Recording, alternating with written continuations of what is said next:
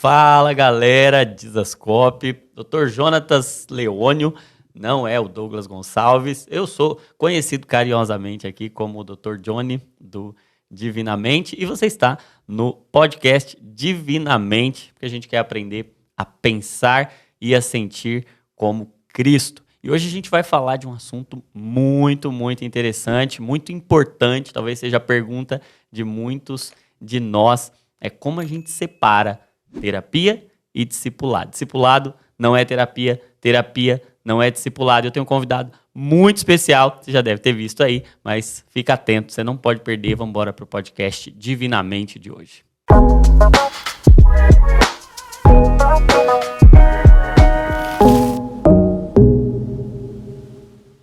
E antes da gente falar a diferença de terapia e discipulado, quero dar uma notícia muito importante para você. É que sexta-feira, dia 21/7, já é agora, essa semana, vira o lote da conferência Dizascope. Então vai do lote 1 para o lote 2. Então se você não quer perder essa oportunidade de adquirir no lote 1, faz a sua inscrição, o link vai estar aqui na descrição e você pode fazer a sua inscrição agora, não deixa para depois. E vamos lá, hoje eu estou com um convidado muito importante, um homem que eu admiro demais, um amigo, um irmão, um discipulador, um discípulo, alguém que viveu todas as nuances do que a gente vai conversar hoje, meu amigo Arthur Marques. E aí, Johnny? Que honra, hein? A honra que alegria estar aqui com Deus você, cara. Céu. Que isso, É que um moral. privilégio de poucos. Para quem não tem o privilégio de conhecer Arthur, eu acho que é muito improvável alguém aqui no Dizascope não conhecer Arthur. É um dos líderes aqui no Dizascope, é um discípulo, um discipulador e alguém que enfrentou e enfrenta desafios relacionados à mente. E aqui, você sabe que no Divinamente o nosso propósito é alinhar esse universo do cérebro, da mente, com a teologia, com a fé. E o Tu tem vivido isso e tem muita experiência, tem muita coisa para nos ensinar hoje. E é até importante a gente mencionar o tanto que a gente tem recebido de feedbacks legais, Tu, a respeito do Divinamente. Esses episódios que a gente já fez, já produziu e tem abençoado muita gente. Eu tenho certeza que hoje a sua história vai abençoar muita gente. E aí, Tu, me conta então,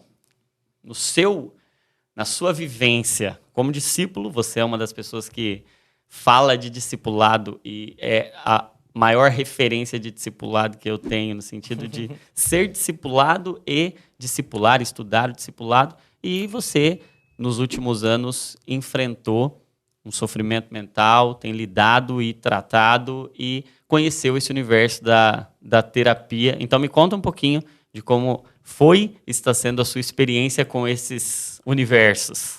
Da hora. Não, primeiro eu quero falar aqui que realmente, cara, tá abençoando muitas pessoas. A gente tem visto isso nos comentários, a gente tem visto isso nas redes sociais lá. Então, parabéns, continue. Tá sendo incrível. Você é incrível, você é demais. Você é uma das referências da minha vida, então estou muito honrado de estar aqui. E, bom, vamos lá. Esse assunto, cara, é interessante, sabe? Porque é o que você falou. De um tempo atrás, assim, Deus colocou isso no meu coração, de começar a falar sobre discipulado, começar a estudar sobre discipulado. É algo que eu fiz muito sem saber, por muito tempo, cuidar de pessoas, ajudar pessoas a se desenvolver. Mas tinha um ponto que, para mim, ficava assim, sempre batendo, sabe, na cabeça, que era o que não é discipulado. E aí, quando eu estava até montando, né, porque tem um curso do Na Mesa, disso e tal, estava montando um curso lá e veio isso no meu coração. Na aula que eu falo sobre o que não é discipulado, eu coloquei que discipulado não é terapia. E eu falo um pouco sobre isso no curso. Só que o que é mais interessante é que, quando eu fiz isso, eu não tinha passado por nenhum problema, né? No sentido de saúde, assim, mental e tal. Então, eu falava de um jeito sem saber, na verdade, o que realmente era, sabe? Você sabia o que era discipulado. Eu sabia o que era o discipulado. E aí você sabia até onde o discipulado Exato. ia. E tinha algum ponto ali que não batia. Não era para o discipulado. Exatamente. Sabia exatamente o quê? Porque assim, tinha uma perspectiva da terapia muito por conta de ser discipulado muitos anos com o Douglas. E o Douglas é formado em psicologia, então você acaba tendo uma conversa ou outra ali que você tem um ponto. Você fala, cara, não, peraí, isso aqui não é discipulado, isso aqui é mais algo terapêutico e tal. Então você começa a ter uma certa visão. Mas tinha sempre um ponto, sabe, que era um incômodo. E eu falava assim, cara, não, peraí, isso aqui não é discipulado, isso aqui seria outra coisa. E aí foi passar os anos, e aí né, é o que você falou, ano passado, quase que o ano todo, e até agora, assim, estamos aí tratando dessa situação de ansiedade que aconteceu e tal. E nesse meio do processo eu conheci a terapia. Né? Então me apresentaram. Na verdade, foi até a Val, minha irmã, que chegou e falou assim, cara, eu acho que a terapia ia te ajudar muito. Você também me indicou, né, quando você estava falando comigo. Então todo mundo assim que me ajudou nesse processo me indicou passar por terapia. E aí eu fui ver o que era terapia de verdade. Entende? E aí hoje eu posso afirmar que discipulado não é terapia. Sim. E aí, para quem até está chegando, talvez não tenha te ouvido falar de discipulado, já tem muito material, tem um curso na mesa sobre discipulado, mas a gente está falando, discipulado não é terapia. Exato. E aí a gente vai trazer alguns pontos de semelhança e de diferença. Exato. Basicamente, de forma mais visível para alguém que está chegando agora, principais diferenças do discipulado para a terapia. Vamos lá. Eu acredito assim, Johnny, que o discipulado ele tem como a sua essência o formar Cristo um no outro. Né? Então, essa é a principal função do discipulado. Se a gente for falar de tudo que engloba o discipulado, a gente vai falar sobre muita coisa. Mas se eu tivesse que resumir é isso. É o que o Jonas Madureira põe naquele livro maravilhoso dele, né? Que é o ato de ser um discípulo de Jesus, é ser como ele, e o ato do discipulado também é o ato de formar ou colaborar na formação de Cristo um do outro. Então isso é a primícia, isso é a base, o fundamento do discipulado. A terapia, ela não tem a sua base, o seu fundamento, formar Cristo no outro. O propósito já é totalmente diferente. Embora o que você falou tenha questões que no dia a dia da igreja a gente faça perguntas, a gente senta um na frente do outro para trocar uma ideia, e isso se assemelha talvez com um consultório, com algo ali mais terapêutico, mas não é isso. Porque aí até, falando de discipulado mesmo, eu gosto até de entrar no ponto do texto mais conhecido sobre isso, que é Mateus 28:18, que a gente fala todo final de culto, né? Toda autoridade me foi dada no céu e na terra, portanto vão e façam discípulos de todas as nações, batizando eles em nome do Pai, do Filho e do Espírito Santo e ensinando a guardar tudo o que vos tenho ordenado. Cara, aqui está a principal diferença de discipulado e terapia. Porque quando a gente pega esse texto e a gente vai olhar ele na ênfase de Jesus, a ênfase de Jesus é ensinar a guardar. Entende? Então o discipulado ele tem como a sua essência o que Jesus ordenou, que é ensine as pessoas a guardar o que eu ensinei. E quando você pega o guardar para observar a palavra, ela traz na sua essência até um significado de fazer com que a pessoa tenha uma experiência. E aí a pergunta é, como eu faço alguém ter uma experiência com o que Jesus ensinou se Jesus não está mais fisicamente com ela? É só se ela ver Jesus através da minha vida. Então, talvez a principal diferença de discipulado e terapia é que terapia você vai ficar só no assunto, só na conversa. O discipulado, ele não se resume à conversa. O discipulado se resume a eu vejo, eu contemplo, eu observo e eu sou transformado. Então, acho que daí já tem uma boa diferença do que é discipulado, do que seria a terapia, né? Sim. Algo mais falado, algo mais conversado, que é uma terapia, e algo prático, vida. A gente brinca aqui que é vida na vida. Sim. Então, o discipulado ele é um convite a você caminhar, a você viver, a você estar perto, a você conhecer, a você contemplar e você ver Cristo no outro. Então, acho que a principal diferença que a gente às vezes confunde é isso. Entendi. E você estava dizendo que o propósito máximo, primário do discipulado é formar Cristo. É que Cristo seja formado. E a terapia, ela é uma ferramenta que, se bem utilizada, vai te ajudar a ver Cristo formado em você. Exato. Então, ela não vai formar. Isso. Mas ela é uma ferramenta que pode ser utilizada para que você contemple. Dentro dessa ideia do contemplar, discipulado é o ver. Isso. Eu preciso ver. E a terapia pode ser uma forma de melhorar a minha visão. É isso. Para que eu possa ver limpo melhor. minha lente. Eu limpo minha lente. É isso. E eu gosto até desse paralelismo, dessa semelhança, porque a gente lida muito bem com questões visuais, oftalmológicas. Sim. Ninguém acha um problema ir no oftalmologista e usar uma lente corretiva. E a terapia, em algum momento, pode funcionar como um ajuste de lente, para a gente corrigir algumas distorções de pensamento, de emoções, de sentimento. Então, nós já podemos chegar em algumas conclusões aí. Primeiro, quanto ao propósito. O nosso propósito é glorificar a Deus e o discipulado tem um propósito de formar Cristo para que ele seja glorificado. Ok? Agora, a terapia, ela pode ser uma ferramenta para quando eu estou com a minha visão distorcida, quando eu estou com um sistema da minha mente que não está funcionando legal, e eu acho interessante a gente até pontuar que discipulado é para todo mundo. Todo mundo precisa de discipulado. Terapia não necessariamente. Terapia é para quem está, assim como todo mundo precisa enxergar. Exatamente. Nem todo mundo precisa de óculos. Né? E eu vejo a terapia como esse suporte diante de um sistema que não está funcionando. Exato. Então, eles não são competitivos, eles são complementares. Seria mais ou menos assim para você? Cara, hoje eu falo que totalmente. Depois que eu tive a experiência de passar pela terapia, antes eu falava de uma forma mais do achismo.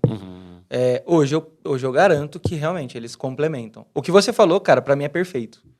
Porque o que eu reparei é que a terapia, ela te dá essa ferramenta de conseguir observar coisas que você não ia conseguir enxergar. Coisas que o discipulado muitas vezes não vai conseguir te mostrar. Sim. Porque tem um ponto interessante, Johnny, é que o discipulado, ele começa pela relação. Então, isso foi uma coisa que me marcou muito. Por ser discipulado pelo Douglas, é meu chefe, é meu pastor, é meu discipulador, é meu cunhado, é meu amigo. Então, tipo assim, ele tá a vida inteira comigo. Então, começa na relação. Na verdade, o discipulado, por exemplo, na minha vida começou com o Douglas totalmente espontâneo. Não tinha na igreja na época, entendeu? Tipo, vamos ter discipulado. Não tinha. Então foi algo assim... Não era um método. Não era um método ainda. Instituído ali, vamos ter discipulado. Não. Mas já existia na nossa vida. Então ele nasce da relação. Então tem coisas no discipulado que não vão ser observadas tão a fundo por conta do comum, do dia a dia, do ordinário, entendeu? A familiaridade. Da familiaridade. Agora, quando você senta na frente de um terapeuta, de um profissional, e ele vai fazer uma observação ali, não que ele observe no sentido de te dar uma resposta, não é isso, mas que ele vai ficar observando a sua vida para fazer perguntas, para tirar de você as respostas, é totalmente diferente. Então, a terapia, para mim, ela é essa ferramenta que vai fazer com que você limpe a sua lente para você conseguir ver aonde você já está, quem você já é. Um ponto importante nisso tudo é algo que a gente até já conversou sobre isso. A nossa dificuldade dentro da igreja de aceitar o autoconhecimento. Entendeu? A dificuldade que nós temos do autoconhecimento, a gente trata isso como algo ruim muitas vezes. Não, o conhecimento é conhecer a Deus. Sim, eu sei disso, mas o se conhecer é tão importante quanto, né? Porque a verdade é que quando você conhece a Deus, Deus quer que você também se conheça agora. Né? Eu nunca esqueço um exemplo se eu não me engano, é o Leandro Barreto que fala, né? Que os pés de Jesus são como latão reluzente, e essa figura é maravilhosa, porque quando a gente pensa nisso, o latão reluzente foi usado como espelho por muitos anos. Então você está nos pés de Jesus para que você se veja. Então, o autoconhecimento é fundamental na nossa vida, só que a gente trata isso muitas vezes da maneira errada. Então, a terapia, ela vem para complementar esse discipulado, sabe? Quando bem feito, é maravilhoso, porque você vai conseguir realmente enxergar em você coisas que Cristo já fez, que você nunca tinha visto. Coisas que a maturidade espiritual, emocional, que você já alcançou e às vezes você nem sabe. Né? Então você começa a ver isso. Ou algumas áreas escondidas. E isso é o principal. Você está tão acostumado. Exato. E você não enxerga. Que você não vê. Porque ela está no escuro. Exatamente. E aí você precisa de ajuda para encontrar esses porões, né? Isso aí, Johnny, é um absurdo. É um absurdo. A terapia, assim, ela me fez ver pontos que eu achei que estava resolvido. Por exemplo, nessa rotina de discipulado, muitas vezes, a gente acha que a gente já resolveu muita coisa. E aí, chega um ponto no discipulado que é a maturidade. Quando você já está num ponto que você alcança uma maturidade e você já está ali pensando, assim como o Paulo faz com Timóteo, né? Meu cooperador, porque agora eles já estão na obra junto, eles já estão fazendo as coisas juntos, eles já estão... Tem momentos, cara, que você não vai mais enxergar algumas coisas que era necessário que você ainda enxergasse. E talvez essas coisas que você não está enxergando é o que vai te adoecer. Sim. Entende? E aí, quando você vai, por exemplo, para uma terapia, é esse lugar que você vai dar uma pausa, você vai respirar, você não vai ter o compromisso de responsabilidade com outros, é com você. E aí você para e você começa ali, nas perguntas que aquele profissional vai te fazendo, a pensar, a refletir, e aí você chega em respostas. Então, por exemplo, o que eu gosto até de falar é que o que aconteceu comigo dessa doença foi a minha cura de verdade. Uma vez eu falei isso, a moça falou assim, você tá maluco? Ansiedade é doença, você não pode falar nunca um negócio desse. Mas entenda que, no meu caso, do que realmente importa, que é o conhecimento de Deus e o conhecimento de mim mesmo, para que eu possa, então, ser mais semelhante a Cristo, foi uma cura. Sim. Eu até cito no livro, né, do Divinamente, que existem algumas doenças que nos curam. Né? É isso, cara. Não tem como. Que a gente precisa de uma ferida para que... É como um bisturi mesmo, né? Um bisturi que abre a gente e é a partir daquela ferida que a gente tira de lá alguma coisa que precisava ser tirado e a doença ajuda a gente a rasgar para que algo que estava lá dentro, um câncer muito maior, possa ser exposto e possa ser tirado, né? Com certeza. E antes de você voltar ao que você estava falando, você disse algo interessante. Você disse que as perguntas te ajudaram a encontrar uma resposta. Então, terapia não dá resposta. Não. Terapia faz pergunta. E isso é muito legal. É muito legal, né? Muito. Porque a resposta certa com a pergunta errada, ela não faz sentido. Então, eu sinto que nós, muitas vezes, temos a resposta. E o discipulado gera a resposta. Sim. A Bíblia é a resposta. Exato. Mas a gente precisa da pergunta certa e a gente não sabe fazer as perguntas. E a terapia pode ajudar a gente a fazer as perguntas certas para que a resposta faça sentido. Né? Então, tem muito cristão, eu vejo que tem muito medo do discipulado, porque tem muito medo do que vai ouvir. Exatamente. Cara, eu vou lá para a terapia e aí vão falar alguma coisa, de repente, é contrária ao que eu acredito e tudo mais. E o propósito principal da terapia não é necessariamente te aconselhar, te falar o que fazer. É te fazer pergunta. É isso mesmo? Como é que foi sua experiência de terapia nesse sentido? Cara, te deu alguma resposta ou te fez perguntas? E aí, como é que você encontrou a resposta? Tá. Cara, isso é doideira, porque realmente terapia não te faz, não te traz nenhuma resposta. Ela só tende a fazer a pergunta certa que você não estava fazendo. Então, esse é um ponto aqui, um parênteses interessante. O que você falou é fundamental. Por quê? Porque nós estamos inseridos na verdade. Então, a Bíblia é a verdade, a palavra de Deus é a verdade. O discipulado, ele traz muitas respostas baseadas na verdade. E tem um ponto que é importante aqui. Muitas vezes o discipulador, ele está dando resposta que o cara não fez a pergunta. Sim. E por mais que essa resposta seja a verdade, que é o que você está falando, se o cara não fizer a pergunta, essa verdade não vai fazer diferença nenhuma. Não importa se é da Bíblia ou não. Entendeu? É a verdade. É a verdade. Só que é uma verdade que está sendo jogada para alguém que não vai conseguir entender. Sim.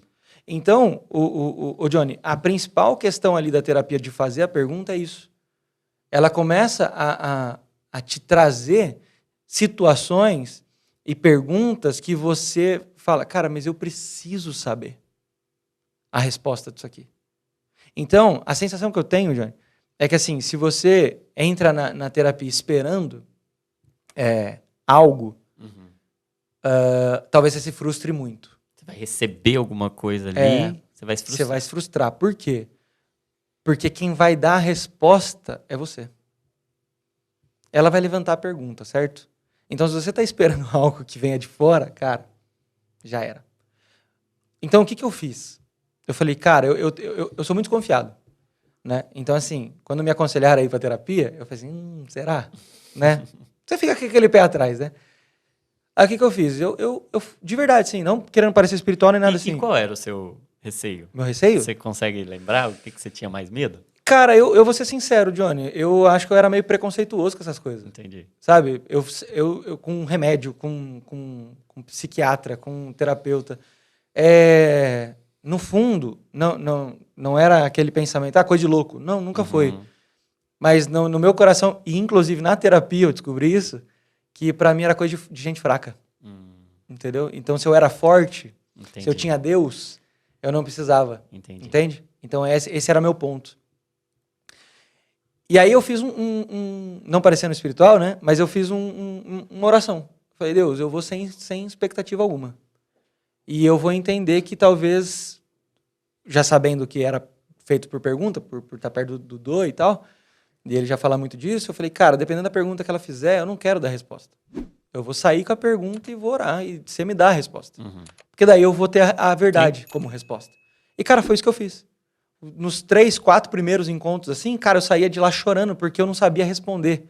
E por mais que eu quisesse, porque nós temos a tentação de responder, eu tinha feito um trato de eu não responder. Então eu saía chorando e incomodado. Porque eu falei, cara, eu tenho a resposta, mas eu não posso dar a resposta. Porque eu fiz um combinado de orar. E eu ia orar e eu descobri que a minha resposta estava errada. E eu comecei a ver pontos com as perguntas que ela levantava, que eu nunca imaginava.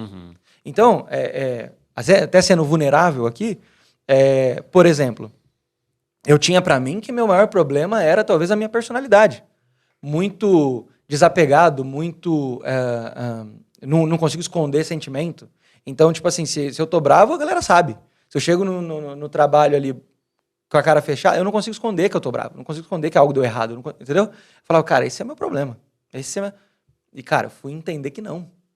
Isso, na verdade, era só uma consequência de uma raiz muito pior, que é não saber se amar. Entende? Só que aí é o que eu falo pra você. Eu tô há 15 anos no discipulado. Ouvindo o quanto Deus me ama. Ouvindo o quanto o Dô me ama. Só que não tinha reparado no ponto que eu não me amava. O seu receptor de amor... Entende? Tava com problema. Exato. Então, pra mim, era muito fácil. Tinha muito amor ali, cara. Exato. Mas não conseguia... E, Johnny, é muito fácil você perceber e entender, por conta da nossa racionalidade, da verdade, que Deus ama. Até quem não quer acreditar, acredita. De tanto que a gente fala. Entende? Só que se não tem a pergunta do jeito certo pra fazer você chegar na raiz, você nunca vai entender de verdade. Sim. E aí, qual que era a raiz? Não saber se amar. E é o que eu tô falando, 15 anos de discipulado. Não trouxeram pra fora a verdadeira raiz. Em 3 encontros de terapia, eu consegui me ver de um jeito que eu não tinha visto. E você acha que... Porque eu percebo também, e aí a gente talvez vai até caminhar para como identificar que alguém precisa de terapia, já que a gente chegou à conclusão que todo mundo precisa de discipulado. Nem todo mundo precisa de terapia. Exato. Terapia tá falando de uma ciência da saúde. Sim. Então, uma ferramenta que pode ser útil, não necessariamente em toda a vida. Tem um momento para começar, tem um momento para terminar. O ideal é que seja assim mesmo, que não se crie uma relação de... Claro que tem várias correntes, tem algumas que advogam um tempo maior, outras um tempo menor. Mas a ideia é que a gente entende que é uma ferramenta para um determinado momento, para resolver um problema. E grande parte desses problemas estão identificados em padrões. Padrões de resposta, padrões de pensamento, padrões de sentimento, padrões de comportamento. Então, você tem um padrão, identifica-se aquele padrão, é algo que está construído, é um sistema que tá funcionando daquele jeito. É um sistema operacional que está instalado e que está funcionando de um jeito distorcido. Sim. É uma distorção. E você disse em um momento que, até no contexto de família, do comum, que é costume, esses padrões já são encarados como, cara, isso é você. Normal. É normal, é você é assim. Sim. Né? A gente traz muita identificação e a gente até associa identidade a muitos desses padrões que foram construídos ao longo da vida. A construção da nossa psique, ela vai sendo construída desde antes do nosso nascimento, cara. Na genética já tem muito dos comportamentos dos nossos pais. Com certeza. Não só da genética, mas dos hábitos, da epigenética. Hoje a gente fala muito disso, cara. Coisas que seus pais faziam, seus avós faziam, e que às vezes você nem viu. Não foi nem por contemplação. É porque, cara, vem numa programação, num padrão já de fábrica. E nossa primeira, segunda infância, enfim, a gente vai construindo padrões. Esses padrões estão lá. E agora uma pergunta que talvez seja difícil a gente identificar, mas eu acho que você vai poder responder. Pecados podem ser identificados na terapia? Sim. Porque o discipulado ele tem esse papel. A terapia te ajudou de alguma forma a enxergar pecados? Mas muito. Muito. E a maioria deles, Johnny, é isso que você está falando.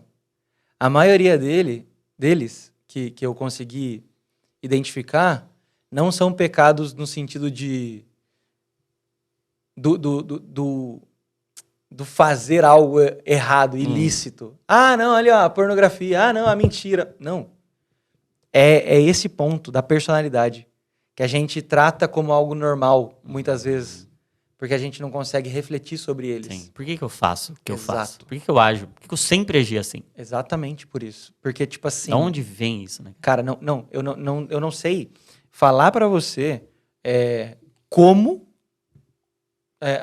uma pergunta é capaz de te fazer refletir e observar. Eu hoje creio naquilo que eu falei. Eu creio que é o Espírito que usa essa ferramenta para nos ajudar a olhar pontos que a gente não ia ver. Mas eu garanto para você, Johnny, a terapia ela tem total capacidade de nos ajudar a ver pontos de pecado na nossa vida. Porque quando você fala assim, você é assim. Olha que louco isso. Você tá falando assim, ó. Ah, não, a gente sabe, você é assim. Sua personalidade é assim. A sua identidade é assim. Sim. Né? Você é Você assim. é assim. Só que a gente acabou de falar que nós temos a resposta, que a gente fala do amor de Deus, que a gente fala do conhecer a Deus, a gente fala do... E a gente exclui o que mesmo? O autoconhecimento. Então, olha que perigo. A gente está excluindo o autoconhecimento, só que dentro do autoconhecimento, a gente está escondendo o pecado. Que não vai ser levado em conta na sociedade cristã, porque a gente vai tratar simplesmente como é o seu jeito, tá tudo bem. Não tá tudo bem. Entendeu? Se o discipulado é formar Cristo, não tá tudo bem. Porque tem coisa na nossa personalidade enraizada que é pecado, e não tem Cristo nisso. E que se nós não tivermos as perguntas certas, se nós talvez não passarmos por situações que nos adoeçam, nós não vamos conseguir enxergar. E, Johnny, eu quero deixar claro uma coisa, que eu não estou falando que o discipulado não tem a capacidade de te mostrar isso no longo prazo. Tem muita gente que vai conseguir sim identificar no discipulado. Mas, quando não acontece, isso te dá, como aconteceu na minha vida, situações e que nós chegamos num ponto de ir para uma terapia e Deus usa para te mostrar algumas coisas, cara, é fato que você vai ver pecado. Porque se nós adoecemos... E não é o propósito da terapia. Não mostrar é o pecado. Não. Só que ela te ajuda a enxergar. Isso. Não, e nós estamos com essa capacidade por conta do Espírito. Exato. Entendeu? Nós não estamos ali para falar, tipo assim, eu quero ser melhor. Eu quero ser mais calmo. Não, cara. Eu quero que você me mostre onde eu tô. Tipo, me faz a pergunta, me faz refletir numa parada que eu não tô conseguindo ver. Para que Cristo venha, então, a ser formado na minha vida. Para que eu largue isso aqui. Cara, a sensação que eu tenho, Johnny, é que... sim, eu tinha coisas enraizadas ali, quartos que eu nunca tinha aberto, cara.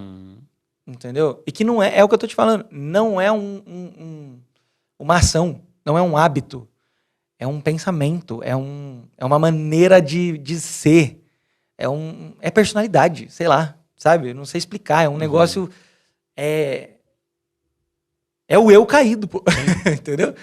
Então, dependendo da pergunta ali que a pessoa vai te fazer, e é o que eu disse, cara. E tá escondido em camadas tão profundas, né? Que parece que a gente vai tendo que tirar uma para poder ter acesso à outra, dentro dessa ideia do cômodo, né? Cara, eu preciso abrir uma porta para chegar em outra porta, para chegar em outra porta, e ali pode ter... Eu tinha um exemplo muito legal disso, que eu até abri aqui, né, da parada do não se amar. E isso foi na minha segunda ou terceira sessão. Então imagina, eu tô fazendo a terapia, é o que você falou, ela não é pra vida. Eu tô ali há uns 6 meses, acredito, caminhando já em terapia. E no meu último encontro, porque agora ela tá de férias, então na terça passada, né, que é o dia que eu faço, eu voltei no mesmo problema. Então olha que louco isso. Tem um padrão, né? Eu achei que no meu terceiro encontro eu tinha resolvido o meu problema. Eu tô há 6 meses caminhando. Eu voltei no mesmo ponto de novo. Porque de outras formas, de outras situações, numa pergunta ali que surgiu, eu falei, cara, não, peraí, a raiz está errada. Aí quando eu fui refletir, quando eu fui pensar, quando eu fui orar, era a mesma coisa. E quanto tempo levou para esse sistema ser formado? Exato. E a gente, acha que em uma horinha. Eu acho que a terapia tem um poder também de nos ajudar a enxergar. Agora, enxergar não resolve um problema. Não. Não resolve. Enxergar revela. Não resolve. E a gente, claro, não é nem que... Eu vejo assim, a terapia não tem o poder de nos fazer ver. Quem nos faz ver é Deus. Exato. São os olhos que Ele deu. A terapia nos ajuda a corrigir distorções na visão que Deus nos deu. Isso. Então, Deus já deu tudo, não é competitivo, mas é uma ferramenta humana, da ciência humana. E aí a gente vai entrar numa outra questão que é... Muita gente me pergunta isso e fica receoso de procurar ajuda, porque pensa o seguinte, a Bíblia não é suficiente. Então, por que eu preciso? E até tem algumas escolas de aconselhamento bíblico, J. Adams, enfim, que vão advogar e que vão ter um entendimento da suficiência das Escrituras. Que, cara, a Bíblia é suficiente, então você não precisa de nenhum outro tipo de ciência humana para o conhecimento, para o autoconhecimento e para a expressão dessa vida, dessa saúde, dessa vida emocional, dessa vida interior plena e saudável. Como é que você enxerga essa questão, Tu? Primeiro, que eu concordo com a suficiência da Bíblia, né? Não tem como. Mas eu tenho um ponto, cara, nesse pensamento, que é... Eu não acho que isso exclua o fato de você poder usar do conhecimento e da sabedoria de outras formas, entende? Para um auxílio, para uma ajuda. É o que eu falei. Eu tinha um preconceito. Eu achava que, no fundo, eu achava que isso era coisa de gente fraca. Entendeu? Eu não achava que era coisa de gente que não tem Deus. Entende? Eu não achava que era coisa de gente que não conhece a Bíblia. Não. Eu tinha uma outra perspectiva. Talvez, alguns é o que você está falando, vai ter essa perspectiva de que... E talvez até essa perspectiva da fraqueza era algo que... Porque isso foi algo que Deus trabalhou muito em mim. De entender que o evangelho, de fato, é para os fracos. Exato. Então, se é uma coisa para revelar minha fraqueza, cara, o evangelho é um convite para os doentes. Exato. Jesus disse, os sãos não precisam de médico. Eu tô aqui pra quê? Se tem algo que revela a nossa fraqueza, esse algo está, na verdade, nos abençoando. Nos ajudando. Está nos ajudando. Exato. Então, você disse, e eu concordo, né, que existem doenças que nos curam. E quando Jesus diz que só os doentes conseguem perceber a necessidade do Salvador, ele diz, eu vim para os doentes. E não é que tem alguém nesse mundo que não precise de Jesus. É que tem gente que não percebe a sua fraqueza. E aí, um problema de saúde, uma doença, pode ajudar a gente a perceber a nossa incapacidade. E uma dor pode revelar a necessidade do Salvador. Exato. E cara, eu vou mais longe nesse ponto, que você não se considera fraco. Talvez não é por conta de uma religiosidade. Sim.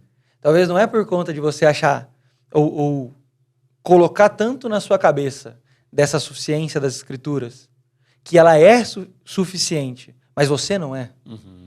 Mas aí você fala assim, não, mas se ela eu não preciso de mais nada. Eu sou invencível, eu sou um Superman agora. Não, cara. Você continua sendo um ser humano que precisa de ajuda, que precisa, Sim. Entendeu?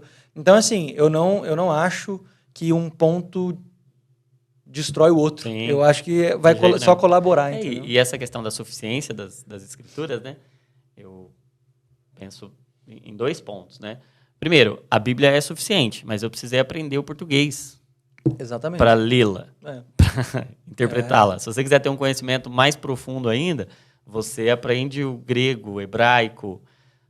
À medida que você tem conhecimentos humanos, ferramentas humanas, você pode aumentar a sua capacidade de extração, de apropriação, de absorção daquilo que está lá. Então, uma coisa não substitui a outra. E aí eu vi um conceito interessante, que quando a Bíblia diz da suficiência das Escrituras, do sola Escritura, ela não está dizendo que só tem verdade na Bíblia. Está dizendo que tudo que está na Bíblia é verdade. Mas não diz que toda verdade está na Bíblia. E que existem 2 conceitos dentro da teologia, que é a Bíblia como a única norma normatizadora. Então, ela normatiza tudo. Mas existem as normas normatizadas, que estão debaixo da autoridade da Bíblia, mas que são verdade também. Também são normas. Por exemplo, não é a Bíblia que diz que não faz bem para a saúde dos meus filhos, para o desenvolvimento neurológico deles, ser exposto a telas. Mas é verdade. Sim. É verdade que faz mal. É verdade que não é saudável. E não está na Bíblia, mas é verdade. Sim. Agora, a Bíblia, tudo que tem lá sobre criação de filhos, inclusive que eu tenho que ser responsável com a quantidade de exposição de telas, não está escrito lá, mas a norma normatizadora da palavra me diz que você precisa cuidar bem dos seus filhos. E isso inclui. A quantidade de exposição que ele vai ter. Mas não está lá na Bíblia. E não quer dizer que a Bíblia é insuficiente. A Bíblia é suficiente para responder tudo que ela se propõe a responder. Agora, ela não exclui a nossa responsabilidade, ela não exclui a soberania de Deus. E a suficiência das Escrituras não exclui esse nosso esforço e essa nossa responsabilidade de buscar e de usar da graça de Deus. E aí, são 2 conceitos que eu penso que vêm sempre à tona quando a gente está falando desses assuntos, né? De terapia e discipulado. É o conceito de suficiência das Escrituras, que é utilizado para dizer não precisa, e o entendimento da graça comum, que é o entendimento de que Deus pode se manifestar através de tratamentos. Exato. Porque tem graça de Deus. É Deus que derrama a sabedoria. Toda boa dádiva e todo dom perfeito vem do Pai das luzes, vem do alto, vem de Deus. E talvez o nosso grande desafio hoje, é ter discernimento. Sim. E perceber como eu posso usar cada coisa para a glória de Deus e não negligenciar quando eu preciso, porque eu posso estar desperdiçando graça, precisando de algo e não...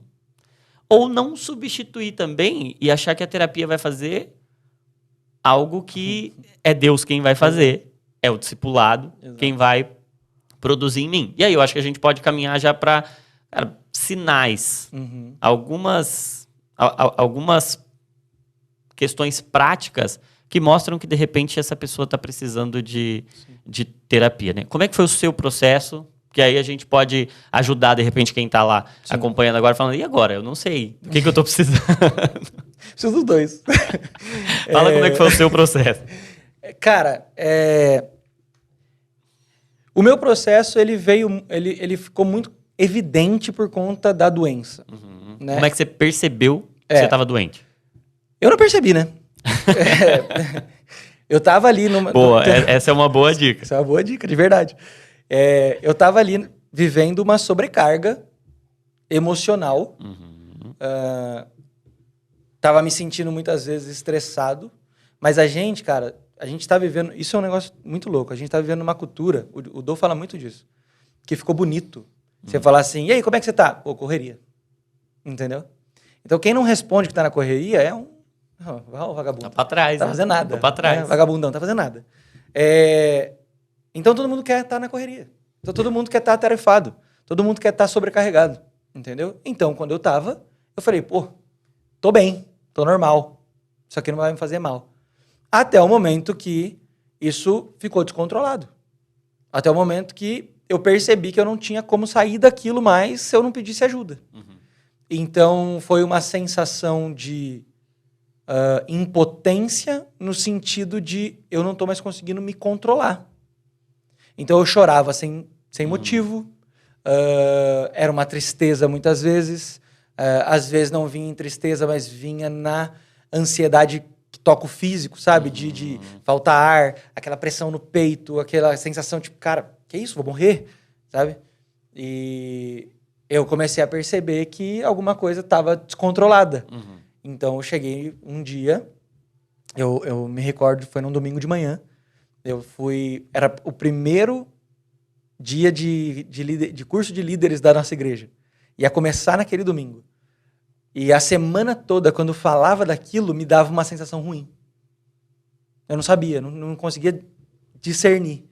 Quando eu acordei no domingo para ir, eu consegui levantar da cama, eu caí de novo na cama, achando que eu ia morrer, desesperado de um jeito que eu nunca tinha sentido, uma crise fortíssima, e eu nunca tinha contado para ninguém, eu já estava passando esse processo escondido.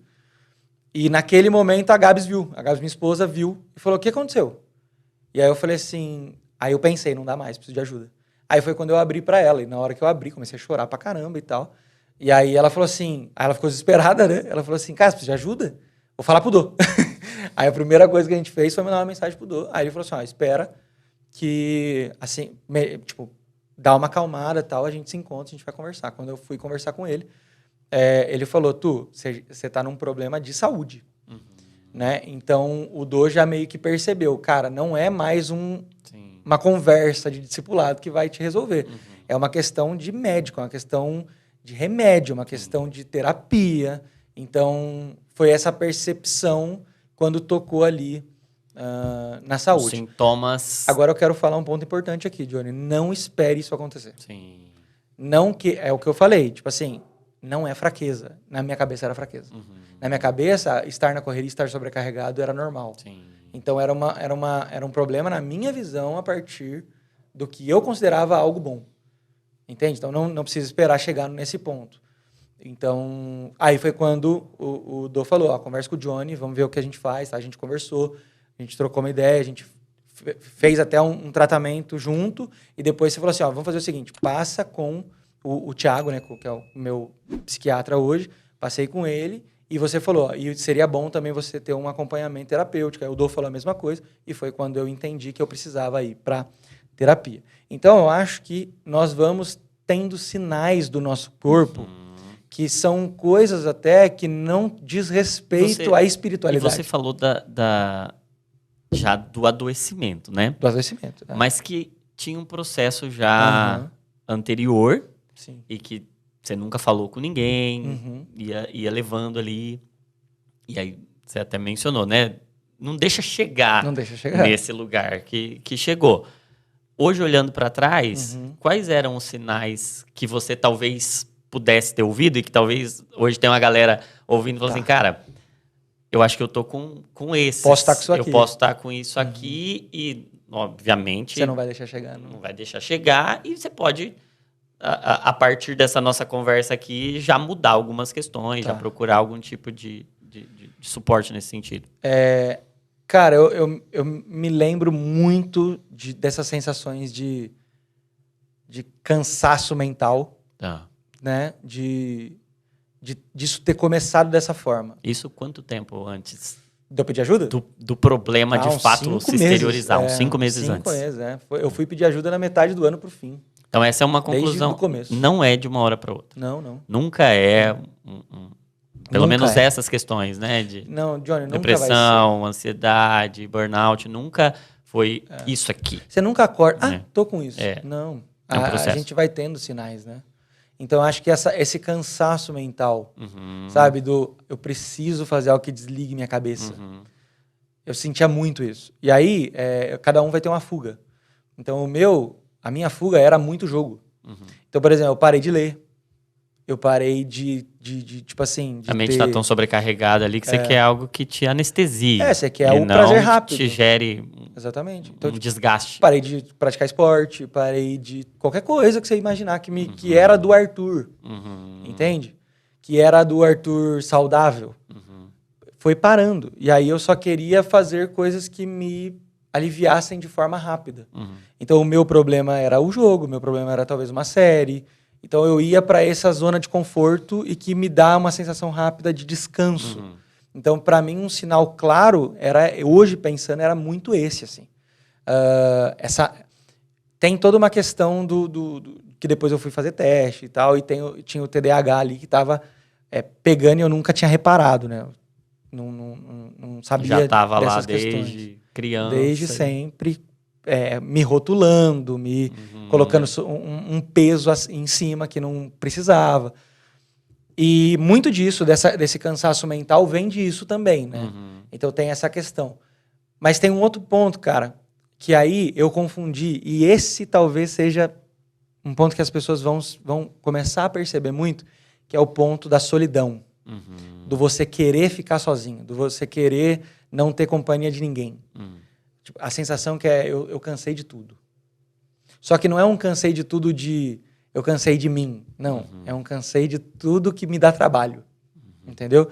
Então é engraçado a gente falar sobre esse assunto, terapia e discipulado, porque a primeira coisa que eu parei foi o discipulado.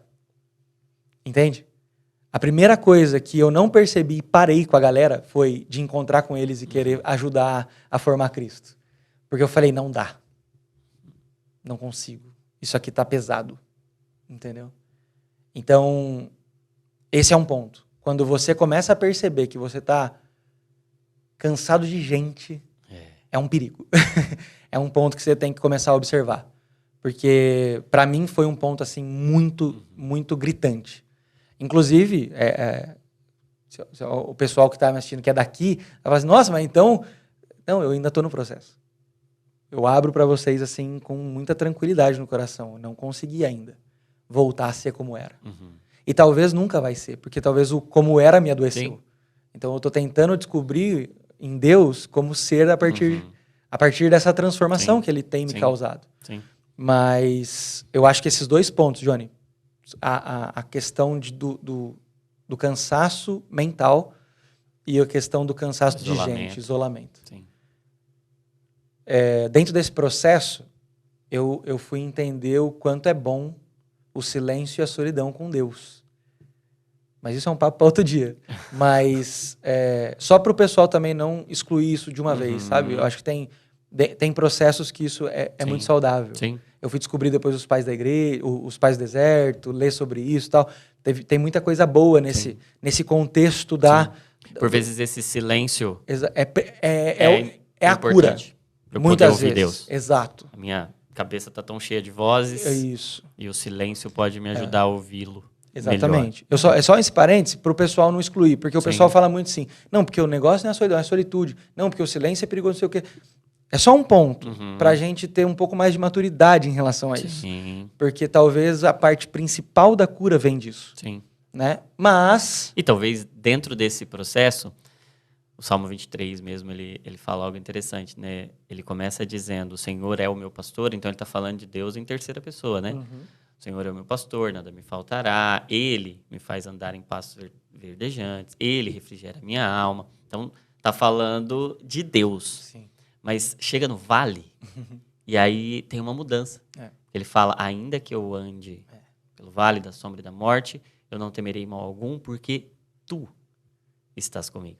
Então, olha que ele está falando de Deus e Deus está fazendo um monte de coisa. É Deus quem está dando o pasto, é Deus quem está o alimentando, é Deus quem está o pastoreando. Mas no vale, no meio do sofrimento, em que ele está sozinho, ele deixa de falar de Deus e agora ele começa a falar com Deus. Tu estás comigo. Mano, é exatamente isso. É um outro nível de relacionamento que eu posso entrar por causa do vale. Exato. E esse vale não necessariamente precisa ser a minha destruição, mas ele pode ser justamente o meu momento de maior encontro com o Senhor no meio de um processo terapêutico, né? Sim. É possível que Deus faça isso, né? É muito possível. E você falou de duas coisas que eu acho que, para a galera que está nos acompanhando, são muito importantes. Primeiro, o papel do discipulador. O Douglas olhar, reconhecer e falar, cara, a partir daqui, terapia não é discipulado não é terapia.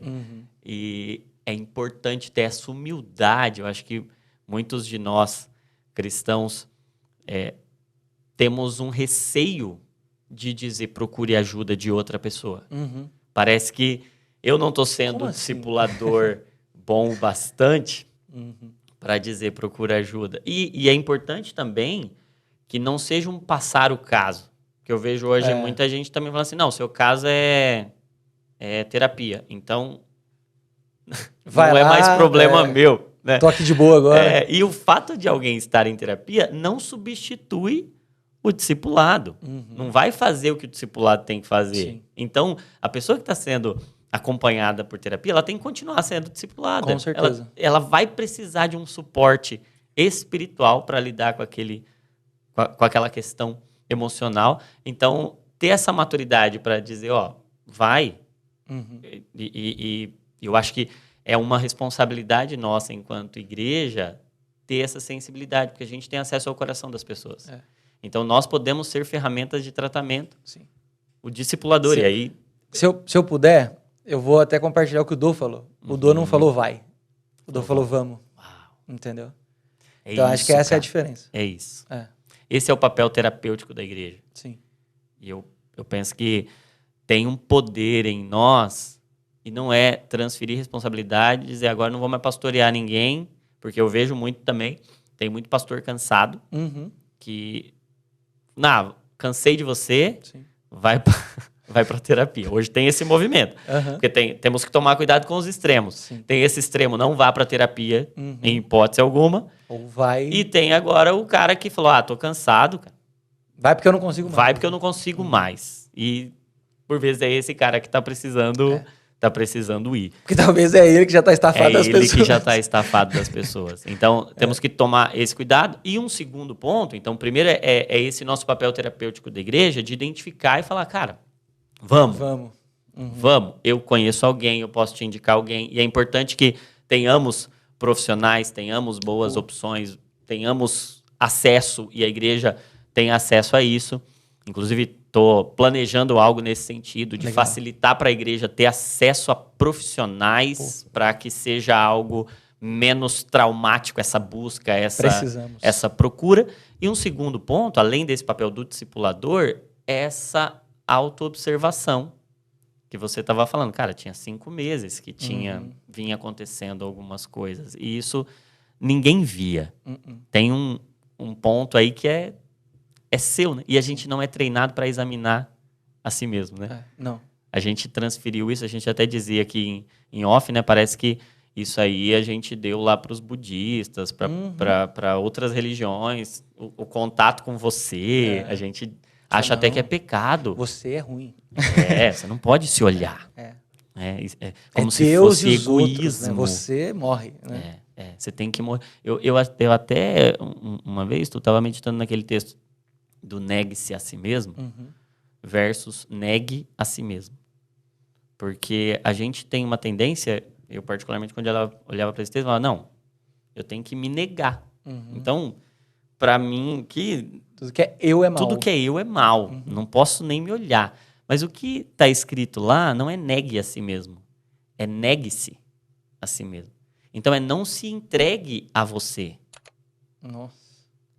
Negue-se a você. Não se dê a você. Mas Deus quer você.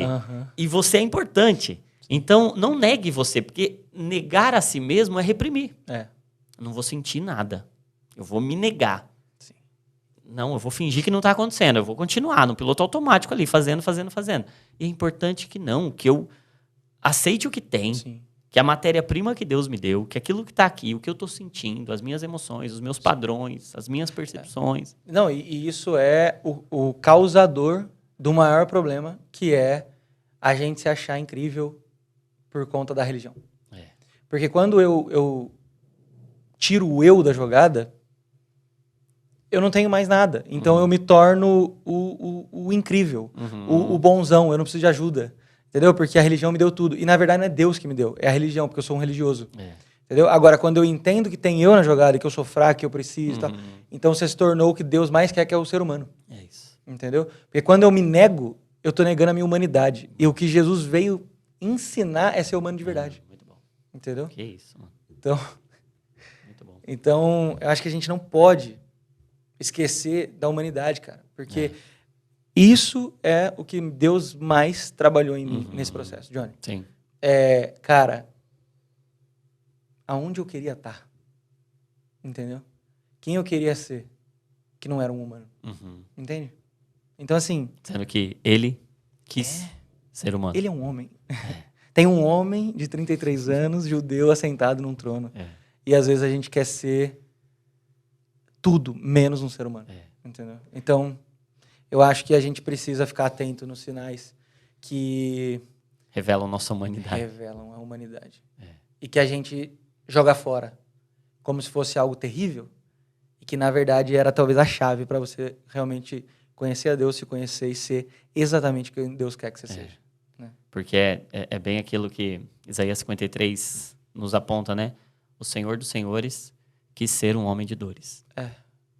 E ele sabe o que é padecer. E aí, se eu não me engano, C.S. Lewis que diz, né, que Deus não nos fez homens naturais aprendendo a ser espirituais, mas ele nos fez seres espirituais aprendendo a sermos humanos. Né? E olhar para essa humanidade com compaixão, como quem... Cara, eu quero perceber o que tem aqui, porque isso é a matéria-prima da transformação de Deus para minha vida. Meu amigo, obrigado, hein? Pô, cara, fui abençoado demais. Que honra. Fui muito abençoado, espero que tenha abençoado você também. Sei que abençoou, e se abençoou, deixa comentário aqui. Encaminha para pelo menos 3 pessoas. Eu tenho certeza que essa mensagem precisa chegar no coração de muita gente, né, Tom? Manda pro pessoal aí. Manda para todo mundo. Só precisa de ajuda. Você precisa de ajuda, o pessoal precisa de ajuda, todo mundo precisa de ajuda. Pode mandar pra galera. Grupo da família, grupo da igreja, grupo da célula, pode mandar para todo mundo.